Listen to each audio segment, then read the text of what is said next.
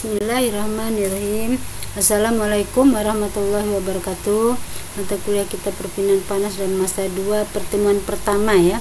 Sini saya akan menjelaskan definisi perpindahan panas secara umum ya.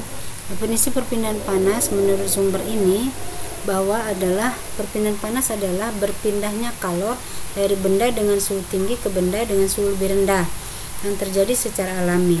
Perpindahan ini mengakibatkan terjadinya pencampuran suhu dari kedua benda tersebut ya.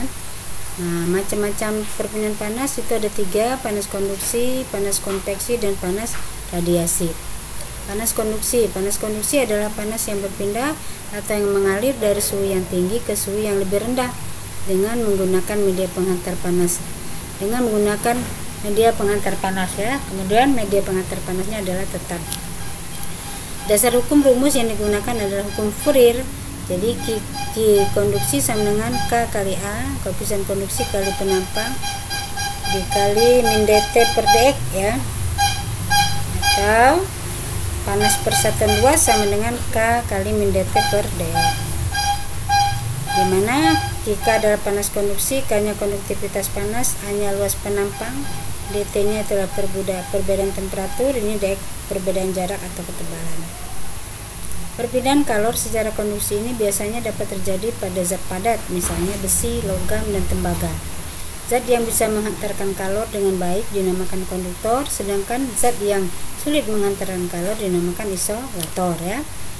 Contoh panas konduksi: benda yang terbuat dari logam akan terasa hangat atau panas jika di ujung benda tersebut kita panaskan.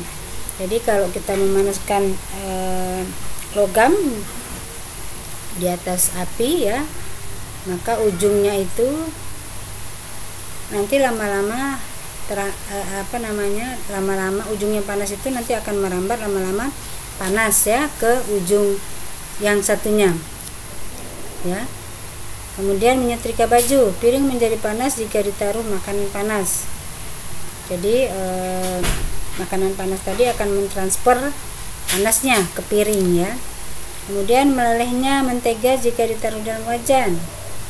Jadi wajannya dipanaskan, nanti kita taruh mentega, lama-lama menteganya mendapatkan panas dari wajan ditransfer ya, sehingga menteganya yang tadinya padat menjadi meleleh. Kemudian knalpot motor yang panas jika dinyalakan mesin. Ya, ini menurut sumber ini. Nah, knalpot akan panas ya, knalpot motor akan panas jika mesin kita nyalakan, karena mesin di situ kan lama-lama setelah kita nyalakan dia panas, maka dia akan mentransfer panas ke knalpot ya. Kemudian panas konveksi adalah panas yang terjadi antara permukaan padat dengan fluida yang mengalir di sekitarnya dengan menggunakan media penghantar berupa fluida. Fluidanya bisa cairan atau gas ya. Atau proses perpindahan yang terjadi jika cairan atau gas yang memiliki suhu tinggi mengalir ke tempat yang suhunya lebih rendah sehingga memberikan energi panas pada permukaan yang suhunya lebih rendah. Ini sumbernya ya. Kemudian panas yang terjadi dapat dihitung dengan menggunakan hukum Newton. Jadi QC itu adalah panas konveksi sama dengan konstanta panas konveksi dikali luas penampang dikali perbedaan temperatur antara dinding dan sekitar ya. Nah, sekarang contoh perpindahan panas konveksi: secangkir teh hangat. Nah, uap yang keluar dari cangkir itu menunjukkan bahwa panas yang dipindahkan ke udara secara konveksi. Mulanya memang secangkir teh panas memiliki suhu yang lebih tinggi, kemudian semakin lama suhu pada secangkir teh panas tersebut akan turun sehingga panasnya menjadi uap yang menguap ke udara di dalam suatu ruangan ya. Lalu pencairan es, panas yang bergerak ke dalam es dari udara secara konveksi ya. Jadi udara, kalau es kan temperaturnya rendah, udara terjadi perbedaan antara udara dengan es. Nanti udara akan mentransfer panas ke batu es ya, sehingga menyebabkan es lama-lama meleleh dari padatannya menjadi bentuk cair ya. Ini sumbernya. Kemudian keberadaan angin darat dan angin laut yang ada di bumi ini juga menjadi contoh dari perpindahan panas secara konveksi alias secara aliran ya. Angin darat adalah angin yang terjadi pada malam hari ketika tekanan udara di daratan menjadi lebih tinggi daripada wilayah laut, sehingga udaranya pun akan bergerak bergerak dari darat ke laut. Sementara angin laut adalah angin yang terjadi pada siang hari, yaitu saat tekanan udara di laut justru lebih tinggi daripada wilayah daratan, sehingga udara akan bergerak dari laut ke darat ya. Ini juga sama, sumbernya ada ya. Nah, air mendidih di sini panas akan berpindah dari kompor ke panci ya. Jadi kalau kita panaskan, maka panas ini akan berpindah ke panci secara konveksi ya. Kemudian memanaskan air dari bagian bawah. Jadi setelah pancinya panas, nanti ada air di dalam panci. Lama-lama dia memanaskan air yang dekat dengan panci terlebih dahulu ya, bagian bawah, sehingga air panas massa jenisnya kecil, sehingga air tersebut naik setelah panas ya. Sedangkan air dingin yang di atasnya turun, karena massa jenisnya air dingin lebih besar dibandingkan dengan air panas ya. Nah, nanti yang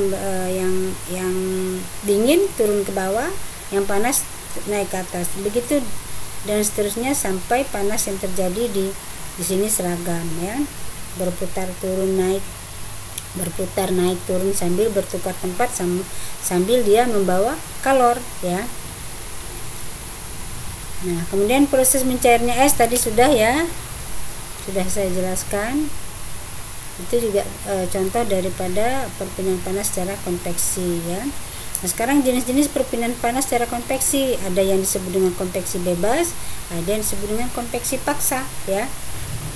Nah, konveksi bebas adalah perpindahan panas secara konveksi ini terjadi karena adanya fluida yang mengalir secara alamiah dengan tidak dipompa maupun tidak dihembuskan. Fluida yang mengalir secara alamiah ini dapat terjadi karena memang adanya perubahan sifat fisik, terutama pada kerapatan massanya dan pengaruh dari gaya apungnya. Singkatnya, proses konveksi bebas ini adalah ketika perpindahan panas disebabkan oleh adanya perbedaan suhu dan kerapatan massanya, sehingga tidak ada tenaga dari luar yang mendorongnya ya. Contoh, adanya plat panas kita biarkan berada di udara sekitar tanpa ada sumber gerakan dari luar. Jadi plat panas kita taruh di luar ya. Nah, lama kelamaan dia platnya tadi akan dingin karena di situ akan terjadi perpindahan panas dari plat ke udara ya. Kemudian konveksi bebas, yaitu perpindahan panas aliran gas atau cairan yang disebabkan oleh adanya tenaga dari luar.